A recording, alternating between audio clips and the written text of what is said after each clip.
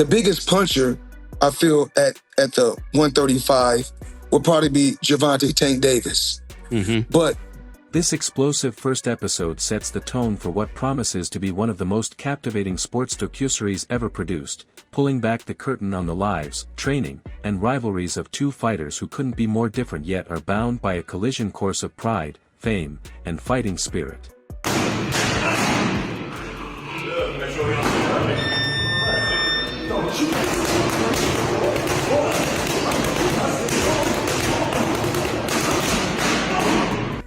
The episode opens with an intense cinematic montage of both fighters' journeys. Gervonta, Tank Davis, the Baltimore-born powerhouse whose knockout record and street-hardened mentality have made him one of boxing's most feared competitors, and Jake Paul, the YouTube star turned professional boxer, whose transition from social media personality to legitimate fighter continues to polarize fans and critics alike. Listen, man, he making 40 mil is what I hear. Get your money. Because listen, this sport is brutal, dog. We got hustle and bustle. And to put yourself in a position where you can make that kind of money, you can't be mad at Tank. Make your money, because at the end of the day, when it's all said and done, who gonna feed your kids? Who gonna take care of your family? Who gonna take care of you?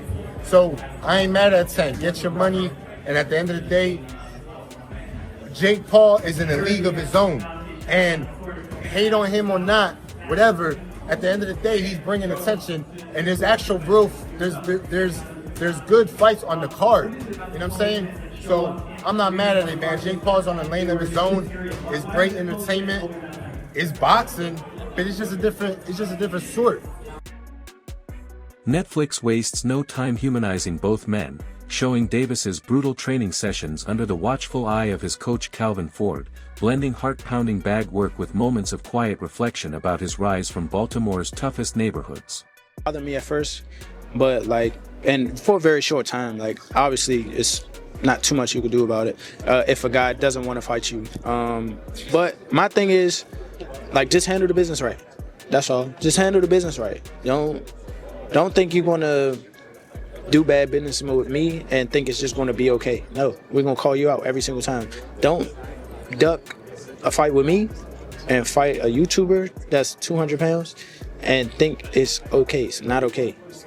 I don't care what, unless you took the proper, steps to do so. You could have told me that. You could have told me, all right, look, we're gonna take this Jake Paul fight, or your team could have reached out and be like, all right, look, we're gonna take this Jake Paul fight, and we'll circle back, or we won't. We just don't want to fight. It's cool, all right, but we're contracted to fight for a certain amount of purse and whatever the case may be. It's not. It don't work like that. You can't breach a contract.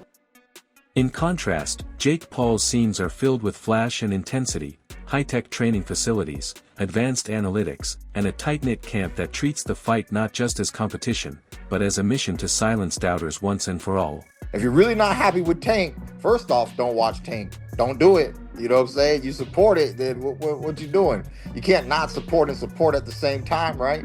So if you're a boxing purist, then this fight with Roach is really more for you. It's going to be more up your alley, If you just like all entertainment, all fights, all hypes, all everything, then you're going to want to tune in to the Tank and Paul show there, because that's all for entertainment.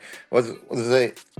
For entertainment purposes only, right? It's just say somewhere in the small print of the promotion. For entertainment, don't do this at home, kids. So fine. Disclaimer.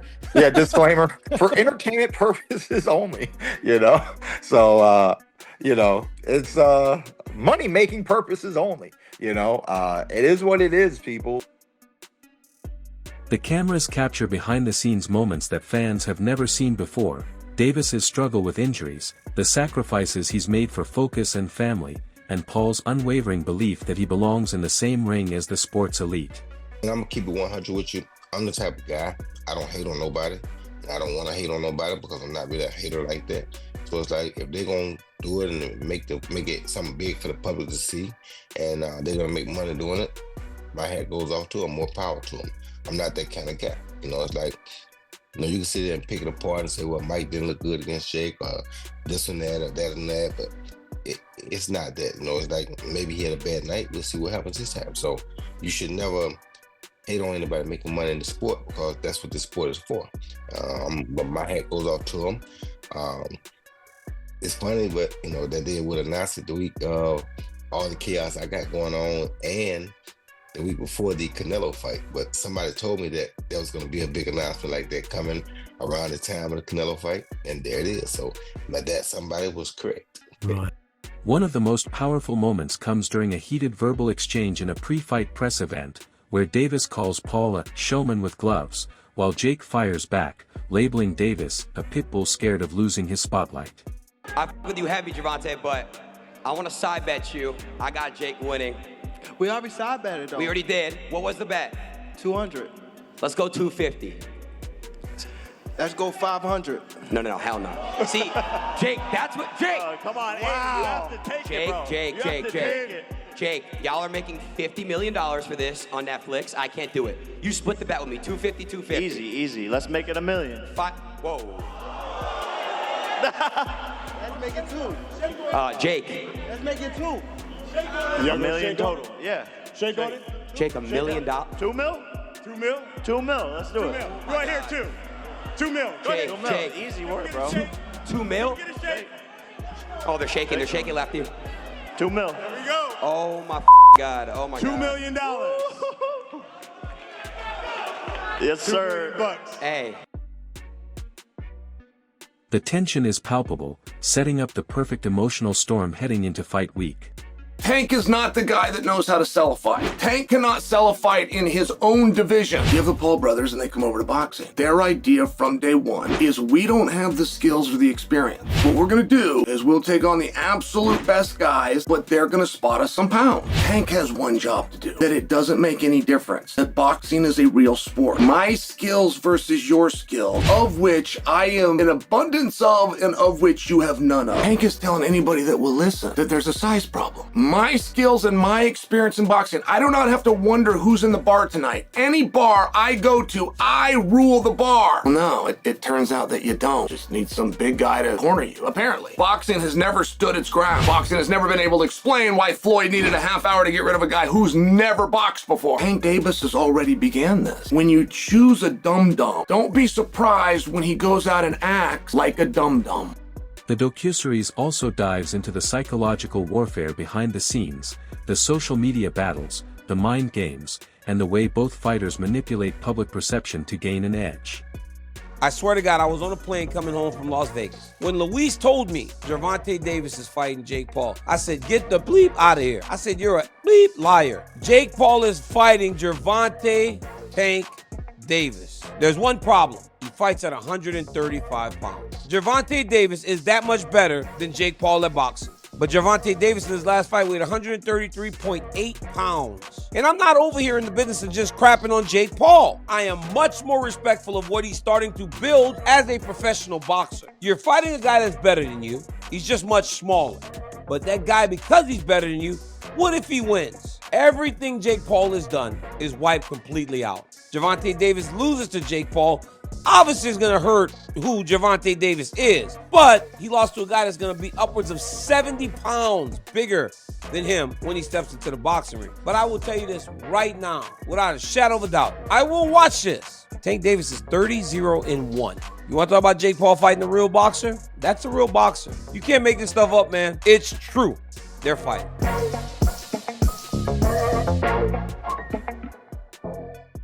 Netflix's cinematography elevates everything, from slow-motion training sequences drenched in sweat and blood to heart-stopping music that mirrors the intensity of their looming clash. If they do it for real, Tank is highly capable of taking Jake Paul out. To Tank's credit, I'm interested in the Tank Jake Paul exhibition because I know for a fact Tank is capable, although he's small, he's capable of knocking Jake Paul out, just like Jake Paul probably capable of knocking him out because he's so much bigger. So you believe that? I believe no that doubt about it. Without a question, if they fight for real. If they don't, if they say, no, well, we're going to take care of Jake, just want to go through and learn more, then he might not knock him out. You understand me?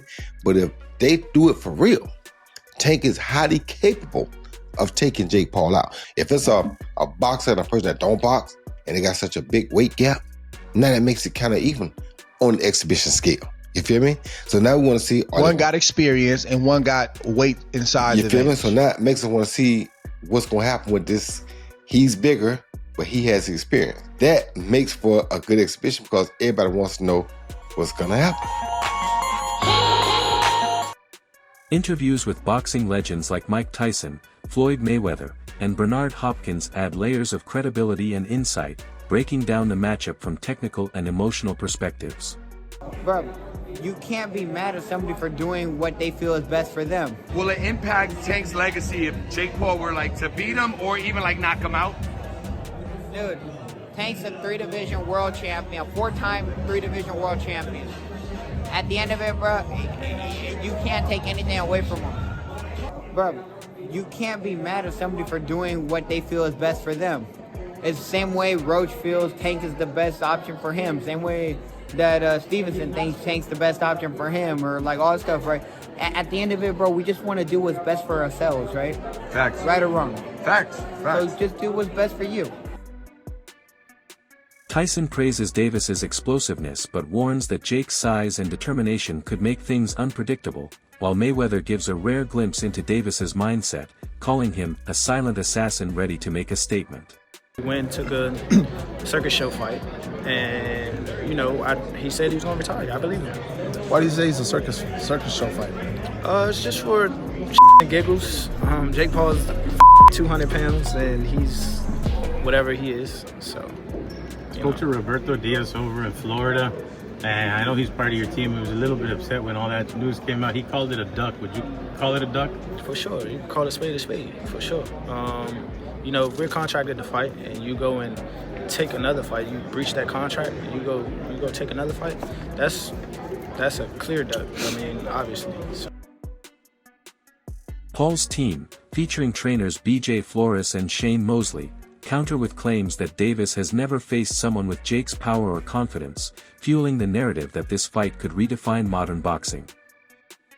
When I say certain things, they say, oh, he's hating.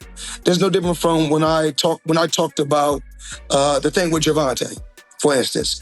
When I said that I need all fighters. I said I need all the young fighters that's making money in the sport of boxing. What I need you guys to do is do this.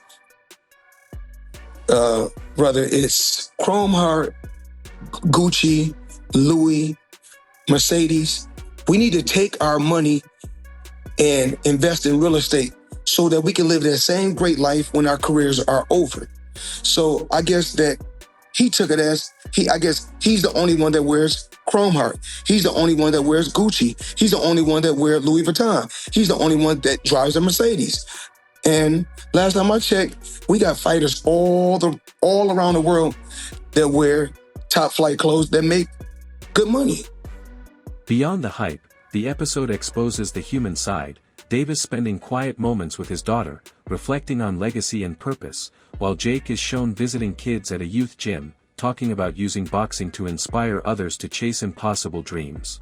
The exhibition match with Jake Paul and Gervonta Davis, what's your thoughts on that? Just overall, do you feel like Gervonta Davis is more checked out than being checked in boxing right now? Sentí que Gervonta Davis está más desenganchado del boxeo que enganchado con el boxeo, considerando lo que aceptó con Jake Paul. Sí, totalmente. For a very, very big moment. What is your normal day-to-day like at this time of a camp? I'm also a night person, but I might go to sleep probably around like 3 to 4, probably wake up probably like 11, get my run in, and then eat, probably lay back down, and then wake up probably like 6 or 7, get my night workout in. Damn, so you're doing 2-a-days at this point, running in the morning. Both men, despite their differences, are portrayed as driven warriors fighting for respect in a sport that demands blood, sacrifice, and belief.